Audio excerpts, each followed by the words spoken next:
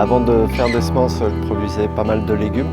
Et donc il y avait une problématique chez moi de travailler toute l'année avec les légumes et je voulais diminuer un peu la quantité de travail. Donc l'avantage des semences, c'est que ça démarre en fait au mois de juin, du mois mai-juin jusqu'au mois de septembre.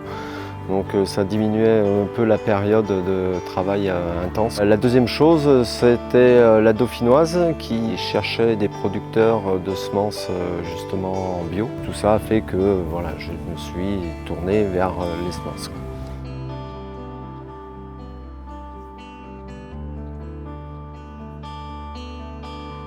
Il faut toujours se rappeler que sur une plante de maïs, nous avons les deux sexes portés par la même plante.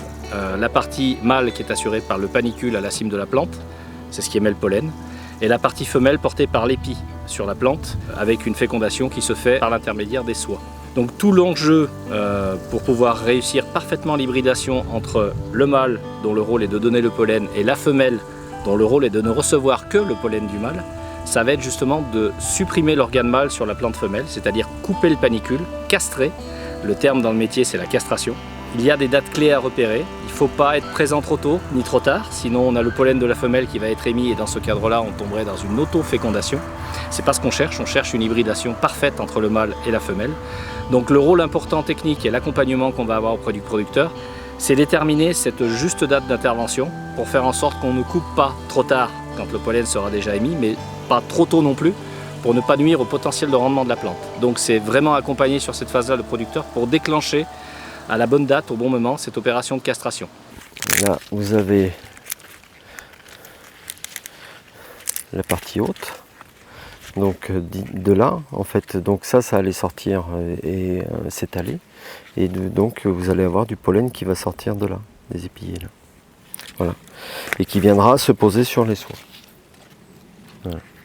On a des machines, des castreuses mécaniques et un groupement d'employeurs où on embauche 80 jeunes pour reprendre manuellement tout ce qui a été un peu raté, quoi. On pagaie, où t'as mis la pagaie, là-bas sous les cocotiers, et les crocos ils l'ont mangé, et on peut plus pailler. On doit passer avec la castration manuelle.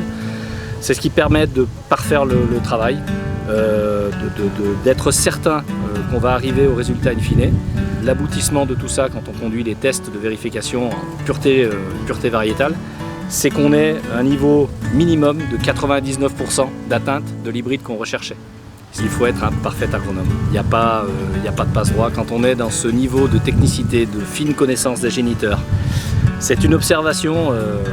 On a parfois l'habitude de dire au jour le jour, mais on peut être 3 fois par jour sur les parcelles avec les producteurs pour pouvoir déterminer les bons moments, la phase clé sur laquelle on va intervenir. Alors, on est sur une parcelle qui est conduite en agriculture biologique avec des moyens qui peuvent parfois être limités ou différents de ceux avec lesquels on peut avoir accès quand on est sur une production conventionnelle.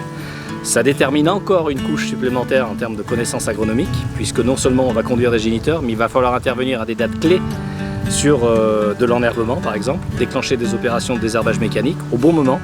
Et c'est aussi au travers de cette compétence à la fois semencier mais également producteur biologique, je dirais que là on touche le summum de la compétence agronomique en tant que telle, quoi. Voilà.